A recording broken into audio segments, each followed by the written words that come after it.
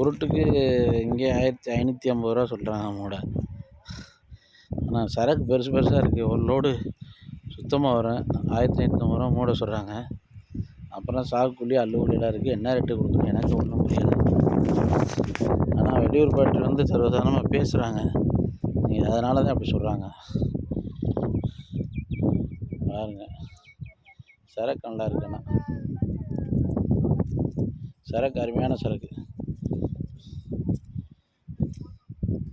நல்லா தெளிவான சரக்காக இருக்குது. கட்டை பார்த்தீங்கன்னா முண்டாக இருக்குது.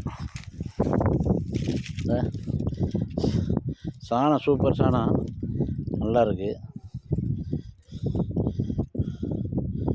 நல்லா இருக்குது, சரக்கு நல்லா இருக்குது,